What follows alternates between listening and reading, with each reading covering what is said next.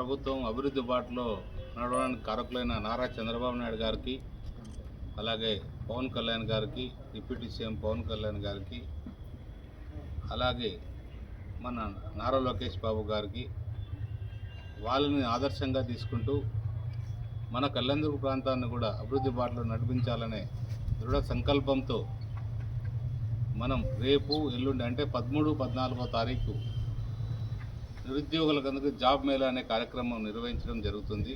ఆ విషయం మీకు కూడా ఇంతకుముందు కూడా తెలియజేశాం. రేపు జాబ్ మేళా అనేది ఎందుకంటే నేను ప్రతి గ్రామంలో ఎన్నికల సమయంలో చూడడం జరిగింది. ప్రతి ఒక్క నిరుద్యోగి వచ్చి మేము బీకామ్ చదివాం, ఇంజనీరింగ్ చదివాం, ఇట్లా రకరకాలుగా చదివాం, ఉద్యోగాలు లేవు, మేము చాలా ఇబ్బందులు పడ్డాము అని చెప్పడం జరిగింది. ఆ రోజు ఒకటే అనుకున్నాం, నిజంగా ఇది వెనకబడిన ప్రాంతం, ఈ ప్రాంతంలోకి నేను రావడం నేను అదృష్టంగానే భావించాను. అందులో భాగంగానే ఈరోజు రేపు జరిగే ఏదైతే మనం 13, 14వ తారీఖు జరిగే జాబ్ మేళా పెట్టడం జరిగింది. కనీసం అంటే ఒక 200, 205 కంపెనీల దాకా రేపు దీంట్లో పాల్గొంటున్నాయి. ఒక 8,000 మంది దాకా అప్లై చేసుకున్నారు. ఎవరైతే ఎలిజిబిలిటీ ఉంటుందో అన్ని కంపెనీలు, రకరకాల కంపెనీలు అంటే ఫార్మాసిటికల్ కావచ్చు, సాఫ్ట్వేర్ కావచ్చు, కన్స్ట్రక్షన్ కంపెనీస్ కావచ్చు, లేదా ఇతరత్ర కంపెనీలు ఏదైనా కావచ్చు, వైర్ హౌసింగ్ కావచ్చు, ఇట్లా కమర్షియల్ ఏదైతే ఉన్నాయో అవన్నీ కూడా రేపు పార్టిసిపేట్ అవుతున్నాయి. అంటే కొంతమంది చదువుకున్న వాళ్ళు ఉంటారు, కొంతమంది చదువు లేని వాళ్ళు ఉంటారు, కొంతమంది టెక్నికల్గా నాలెడ్జ్ ఉండేవాళ్ళు ఉంటారు. వాళ్ళందరూ కూడా ఏ దానికైతే ఎలిజిబిలిటీ ఉంటే అందరూ కూడా పాల్గొనే ఏర్పాట్లు చేస్తున్నాం. ఖచ్చితంగా ఇది మంచి కార్యక్రమం, ఇది మన మంచి ప్రభుత్వంలో ఇది మంచి కార్యక్రమం. ప్రతి ఒక్కరు కూడా సద్వినియోగం చేసుకోవాలనేది నా ఆశయం కూడా. ఇది దీంతో పాటు ఇప్పుడు ఏదైతే పెడుతున్నామో మరి కూడా వచ్చే సంవత్సరంలో లేదా ఒక 6 నెలల సంవత్సరంలో ఇంకొకసారి కూడా ఇలాంటి జాబ్ మేళా కూడా కండక్ట్ చేస్తాం. చాలామంది దూర ప్రాంతాల్లో ఉండి దీన్ని రాలేకపోయిన వాళ్ళకి ఇంకొకసారి కూడా అవకాశం ఇచ్చే ఏర్పాట్లు చేద్దాం. ఎప్పుడైతే నిరుద్యోగులు మనకి యువత చాలామంది ఎక్కడ మన ప్రాంతంలో యువత అనేవాళ్ళు చాలామంది ఉన్నారు. వాళ్ళందరినీ కూడా యువతనందరినీ కూడా వాళ్ళ కుటుంబాలని బాగా చూసుకోవాలంటే యువత బాగుండాలి. అందులో భాగంగానే ఈ జాబ్ మేళా ఒక ఉద్యోగం ఉంటే వాళ్ళ కుటుంబం కూడా అన్ని రకాలుగా బాగుంటుందనే ఉద్దేశంతో ఈ జాబ్ మేళా కండక్ట్ చేస్తున్నాం. ఏదైతే మనం చేస్తున్నామో నిజంగా ఇది ఒక మంచి సంకల్పంతోనే చేస్తున్నాం తప్ప దీంట్లో ఒక యువతని మంచి దారిలో పెట్టడానికి చేస్తున్నాం తప్ప ఇదేదో ఒక ఓటు బ్యాంక్ కోసమో ఇంకో దానికోసమో కాదు. ఖచ్చితంగా వాళ్ళు సదుద్దేశంతో ముందుకు వెళ్తారని ఆశిస్తున్నాం. అలాగే ఏదైతుందో మన కళ్యాణదుర్గ ప్రాంతంలో కూడా ఇప్పుడే హాస్టల్స్ అన్నీ కూడా మనం ఎప్పుడో తిరిగాం. గవర్నమెంట్ హాస్టల్స్ సంబంధించి 7 హాస్టల్స్ ఉన్నాయి మన కళ్యాణదుర్గ ప్రాంతంలో. ఆ 7 హాస్టల్స్ కూడా పూర్తి అధ్వానమైన స్థాయిలో, అంటే పిల్లలకి సౌకర్యంగా లేకోకుండా బెడ్షీట్లు లేవు, లేదా ఇంకొకటి లేవు, ఇంకా టబ్స్ లేవు, బకెట్లు లేవు, ఇట్లాంటివన్నీ కూడా చాలా చోట్ల అబ్జర్వ్ చేయడం జరిగింది.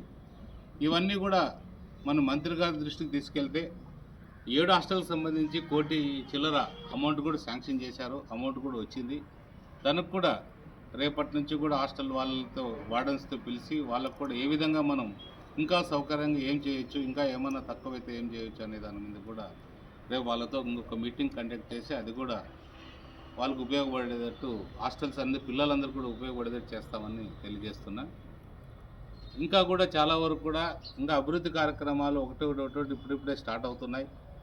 మొన్ననే చూశారు మీరందరూ కూడా, రాయదుర్గంలో చంద్రబాబు నాయుడు గారే మన భైరవాంతిప్ప ప్రాజెక్టుకు సంబంధించి ఇది నా ప్రెస్టీజియస్ ప్రాజెక్టు, నేను ఖచ్చితంగా దీన్ని పూర్తి చేస్తానని ఆయన అనౌన్స్ చేయడం నిజంగా మన ప్రాంత వాసులందరికీ, ముఖ్యంగా రైతులందరూ కూడా చాలా సంతోషంగా ఉన్నారు. నాకు ఒకటే ఏదేమైనా కూడా మన రైతులు ఒకటే గొప్ప విషయం ఏంటంటే మాకు ముందు కాళ్ళు తోగేయండి, తర్వాత మాకు రావాల్సిన నష్టపరిహారం కూడా వేయిస్తారనే అభిప్రాయం కూడా అందరూ వచ్చారు. కానీ నష్టపరిహారం వేయించడానికే మేము ప్రయత్నం చేస్తున్నాం. ఆ నష్టపరిహారం కూడా మన ముఖ్యమంత్రి గారు త్వరలో వేయిస్తారని కూడా తెలియజేయడం జరిగింది. అది కూడా ఆ కార్యక్రమం కూడా పూర్తి చేస్తాం. ఎందుకంటే మన ప్రాంతాన్ని ఎప్పుడైతే మనం అభివృద్ధి చేసుకుంటామో అందరూ సంతోషంగా ఉండాలనేదే మన ఆతృత. ఇంకా కొన్ని మన దృష్టికి వస్తున్నాయి ఈ మధ్య కొంతమంది ఎక్కడైనా మీ దృష్టికి వచ్చినా, మీ విలేకరుల దృష్టికి వచ్చినా కొన్ని చోట్ల అవినీతి జరుగుతుందనేది ఎక్కడైనా ఉంటే నా దృష్టికి తీసుకొస్తే ఖచ్చితంగా మనకు చేతనంత వరకు అవినీతి జరుపుకోకుండా ప్రజలకు ఉపయోగపడేటట్టు ఏదైతే పనులు ఉంటాయో అవన్నీ కూడా సక్రమంగా జరిగేటట్టు చూస్తాం ఖచ్చితంగా. ఎందుకంటే ప్రజలు ఏదైనా ఒక సర్టిఫికేట్ కోసం పోతే ఆఫీస్కి వెళ్తే సర్టిఫికేట్ తీసుకొని రావాలి తప్ప వేలు డిమాండ్ చేసి ఆ డబ్బులు వాళ్ళు కట్టి ఉన్నదాన్ని ఒక డబ్బు పోగొట్టుకుని ఆ సర్టిఫికేట్ చేసేది ఎవరన్నా ఉంటే గిన ఖచ్చితంగా మీరు మా దృష్టికి తెస్తే వాళ్ళపైన కూడా చర్యలు తీసుకొని ఏ ఒక్కరు కూడా ఇబ్బంది లేకుండా ప్రతి ఒక్కరు కూడా బాగుండేదని చూస్తాం. పార్టీలకు అతీతంగా ఏదైతే మన పరిపాలన ఉంటుందో పార్టీలకు అతీతంగానే చేద్దాం. అందరూ కూడా ఎందుకంటే ఇక్కడ ఈ ప్రాంతంలో ముందున్న ప్రభుత్వం పూర్తిగా విభజించింది. అంటే వాళ్ళ పార్టీ వాళ్ళని కూడా వాళ్ళు హింసించి ఇబ్బంది పెట్టారు. అలాంటి మనం ఈరోజు రావడం ప్రజలందరూ కూడా అత్యధిక మెజార్టీతో మనల్ని గెలిపించారు. దాన్ని దృష్టిలో పెట్టుకొని అంటే మన పరిపాలన కూడా ఒక సుపరిపాలనగా ఉండాలనేది మా ఆశ. ఖచ్చితంగా అది ఉండేటట్టు చూస్తాను. అది ఏమన్నా పొరపాట్లున్నా ఇంకోటి ఉన్నా నా దృష్టికి తెస్తే ఖచ్చితంగా అవన్నీ సర్ది జరుపుకోకుండా చూసే బాధ్యత కూడా నేను తీసుకుంటున్నా. అలాగే నిన్ననే మన ముఖ్యమంత్రి గారు కూడా రెవెన్యూ అంటే ఆల్ కలెక్టర్స్ మీటింగ్ రెవెన్యూ సదస్సు జరిపారు. సమస్యలన్నీ పరిష్కరించేదానికి చూస్తున్నారు.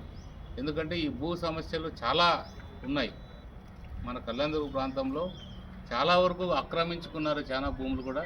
అవన్నీ కూడా క్లియర్గా చెప్పారు నిన్న మీటింగ్లో. ఏవైతే ఆక్రమించుకున్నారో అవన్నీ కూడా వాళ్ళపైన చర్యలు తీసుకోవాలని కూడా మన ముఖ్యమంత్రి గారు అలాగే మన పవన్ కళ్యాణ్ గారు ఇద్దరు కూడా తెలియజేయడం జరిగింది.